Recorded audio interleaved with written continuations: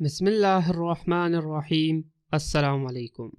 دنیائے اسلام کی ایک سب سے اہم جنگ معرکہ عین جالوت ہے، جو 25 رمضان 658 ہجری بمطابق 3 ستمبر 1260 کو ہوئی تھی۔ جنگ عین جالوت مملوک افواج اور منگولوں کے درمیان لڑی جانے والی تاریخ کی مشہور ترین جنگ ہے، جس میں مملوک شاہ سیف الدین قطز اور مشہور جرنیل رکن الدین بیبرس نے منگول افواج کو بدترین شکست دی۔ یہ جنگ فلسطین کے مقام عین جالوت پر لڑی گئی۔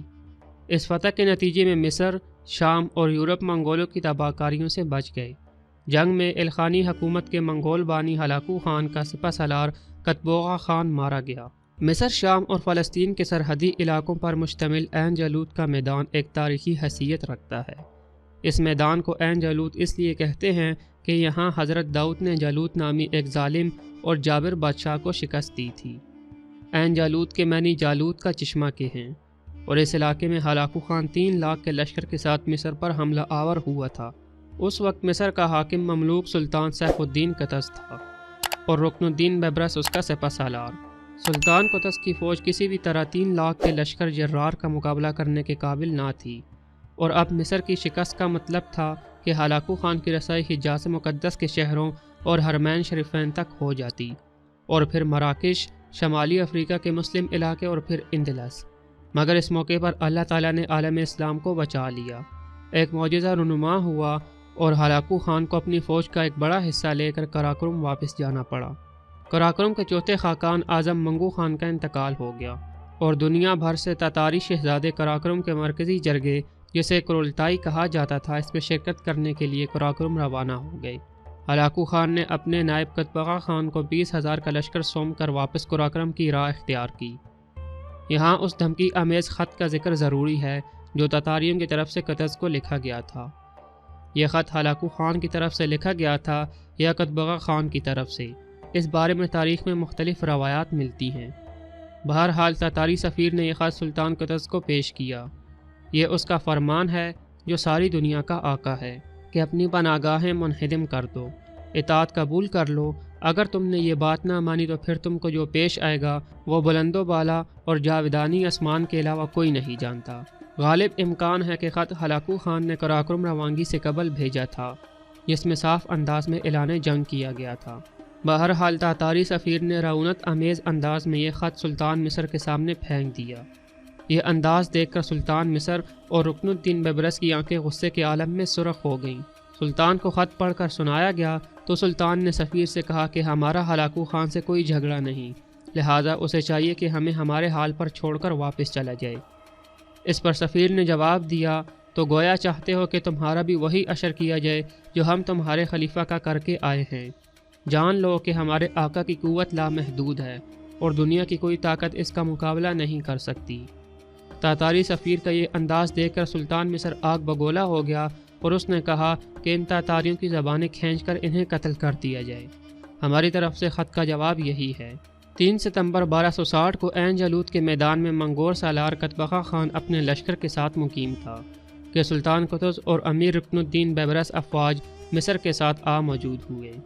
ہلاکو خان کی روانگی کے بعد دونوں لشکروں میں عددی توازن تقریباً برابر ہو گیا تھا، کیونکہ تاتاری لشکر کا بڑا حصہ ہلاکو خان اپنے ساتھ لے گیا تھا۔ عملی طور پر افواج کی کمان رکن الدین بیبرس کے پاس تھی۔ بیبرس تاتاریوں کے قصے سن کر کہا کرتا تھا کہ وقت آنے دو، ہم ان وحشیوں کو بتا دیں گے کہ صرف وہی نہیں لڑنا جانتے، بلکہ دنیا میں کچھ ایسے لوگ بھی ہیں جو ان کی گردنیں دبوچ سکتے ہیں۔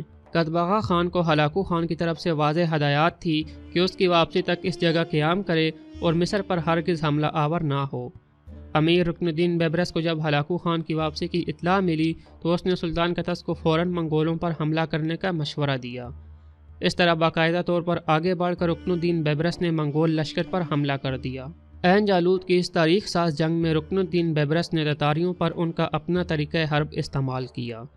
اس نے اپنے چند دستے ایک گھاٹی میں گھات لگا کر بٹھا دیے۔ بیبرس نے ابتدائی طور پر پسپائی کا انداز اختیار کیا، اور منگول اس کی چال میں آ کر گھاٹی میں پھنس گئے۔ گھات لگا کر دشمن کو تنگ جگہ لا کر پھنسانا تاتاریوں کا اپنا اندازی جنگ تھا، جو رکن الدین بیبرس نے خود ان پر استعمال کیا، اور ماضی کی فتوحات کے نشے میں سرشار کتبغا خان بیبرس کی چال میں آ گیا۔ گھاٹی میں گھات لگائے محفوظ مصری دستے نے منگولوں کو تہس نہس کر دیا۔ منگول لشکر میں ابتری پھیل گئی اور وہ دو اطراف سے مسلمانوں میں گھر گئے۔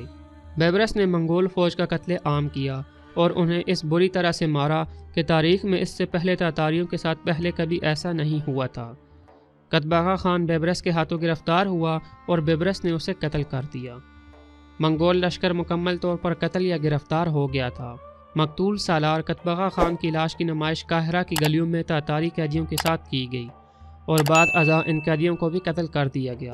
عین جالوت کے میدان میں تاتاریوں کی شکست کی خبریں شام اور فلسطین کی منگول مقبوضات میں آگ کی طرح پھیل گئیں۔ مسلمانوں نے منگول حاکموں کے خلاف بغاوت کر دی اور جگہ جگہ سے خبریں آنے لگی کہ مسلمانوں نے تاتاریوں سے شہر واپس لینے شروع کر دیے ہیں۔ اس طرح دیکھتے ہی دیکھتے شام اور فلسطین کی اکثر مقبوضات منگول تسلط سے آزاد ہو گئیں۔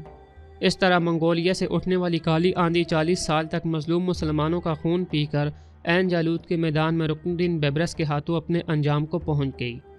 اگرچہ اس کے بعد بھی تاتاریوں نے مسلمانوں کے کئی علاقوں پر قبضہ اور حملے کیے، مگر ان کے ناقابل شکست رہنے کا تاثر ختم ہو گیا تھا اور اب مسلمان ہر جگہ ڈٹ کر ان کا مقابلہ کرتے تھے۔ ہندوستان پر مسلسل تاتاری حملے اور خلیجیوں کا کامیاب دفاع اس کی ایک روشن مثال ہے۔ معرکہ عین جالوت سے قبل سلطان مصر سیف الدین قطز اور رکن الدین بیبرس کے درمیان معاہدہ طے پایا تھا کہ فتح کے بعد شام میں حلب اور اس کے اطراف کے علاقے بیبرس کے تصرف میں دے دیے جائیں گے، مگر بعد میں سیف الدین قطز مکر گیا اور اس طرح قطز اور بیبرس کے درمیان رنجش پیدا ہو گئی اور معرکہ عین جالوت کے چند دنوں بعد ہی پراسرار طور پر سلطان قطز کو قتل کر دیا گیا اور رکن الدین بیبرس سلطان مصر بن گیا۔ سلطان قطز کے پراسرار قتل میں تاریخ میں سلطان بیبرس کا نام مشکوک انداز میں لیا جاتا ہے۔ اسی کے ساتھ اس ویڈیو کا اختتام ہوا۔ مجھے دیجیے اجازت۔ اللہ حافظ۔